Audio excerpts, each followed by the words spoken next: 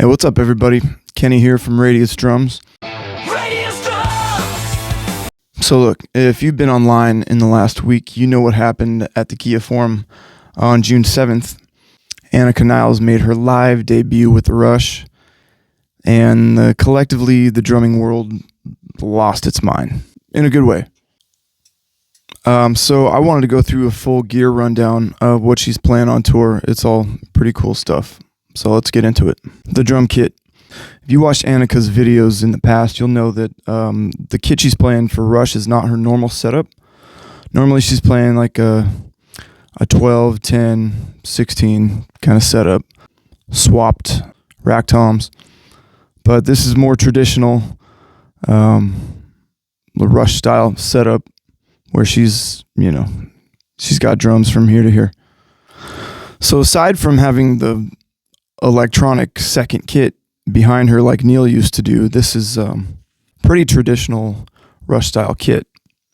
She confirmed in her interview with Rick Beato, this is a Tama STAR Bubinga kit.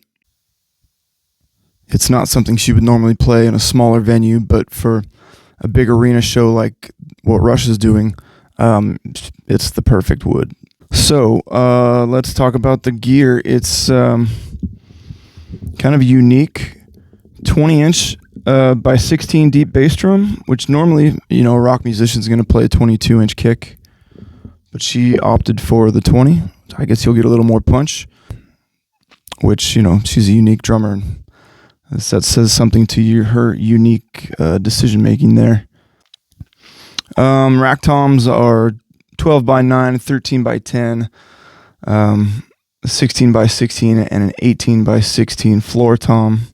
And then I want to say that's a 20-inch gong drum back here. I could be wrong. Correct me in the comments if that's not right, but I believe that's what it is. She's also up here. She's got 6, 8, 10 concert toms with a Meinl Cymbal at the end. And for snare, it's kind of unclear so far what the snare is. My best guess here is a Tama STAR phonic aluminum. That's judging by the pictures, I'm pretty sure that's what it is. Also, if anybody has something else confirmed, let me know. She's using her signature ProMark sticks, which is basically a rebound model stick 7A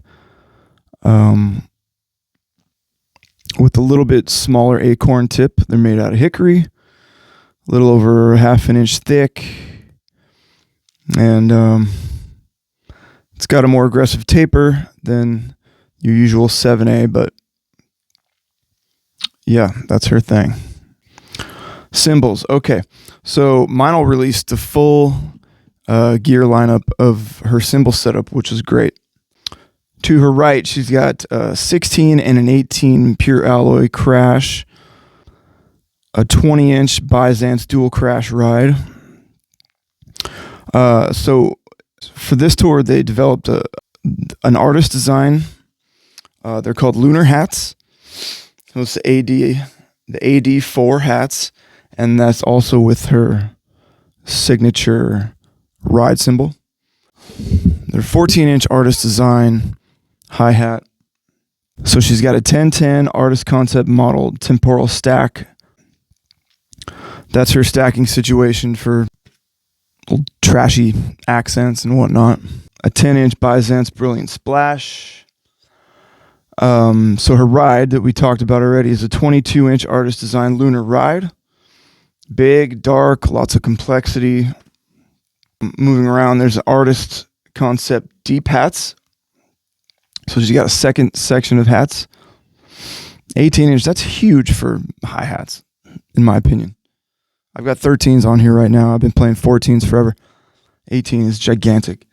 The 19-inch Byzance Brilliant Medium Thin Crash. 18-inch Byzance Brilliant China. And her second China is the big 22-inch Byzance Vintage Trash China. So she's got a lot going on here. She's also got, back over to her right on the drum, she's got it's an Anika Nilles signature effects percussion drum, which is a little like a side snare she's got. Looks like it's made out of copper.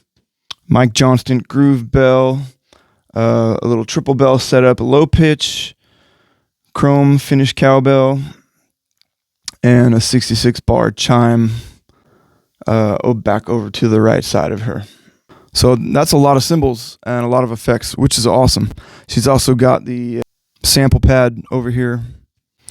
You know, this set was obviously built to honor Neil Peart and his style, but it's very Anika-esque.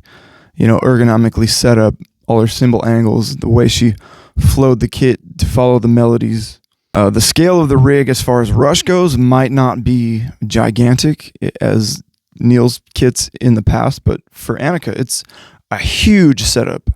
This is much more complex than what she normally plays in her fusion, progressive rock type stuff that she would do on her YouTube videos. So there's definitely a bit of contrast here in what she plays now with the Tama kit and the Meinl cymbals, whereas Neil Peart was playing DW forever, but comparable in quality, definitely. Either side. Tama, in my opinion, makes, you know, one of the more superior commercial kits available, as well as DW. She also talked about how she likes to tune the drums to their lowest possible note, and kind of she would bring the note out from the resonant head rather than tuning the batter head. She doesn't like a lot of rebound, which I think is interesting with the amount of technique that would be involved to get those tight rolls and tom runs without any rebound, which I think is actually kind of impressive. A lot of people have picked up on the fact that her drums aren't tuned the same as Neil's were back in the day, but that's her style. That's how the feel of her drums. She likes them to feel a little more flat than super responsive, which is interesting. Some people say they don't like the sound. I like it. I think it sounds big and a little heavier, you know, and I think that moving forward, she's really already breathed a whole new life into the band and lit a fire under the boys, and it's exciting. I'm excited to see how this tour goes. I'm going to do my best to get to one of the shows. I've heard a ton of great feedback on her playing, and I hope she just has the most success with this tour and continues to tour with Rush as long as they're willing to continue doing it. So I think this is great. Anika's a great drummer. Rush is an incredible band. I'm a huge fan of both.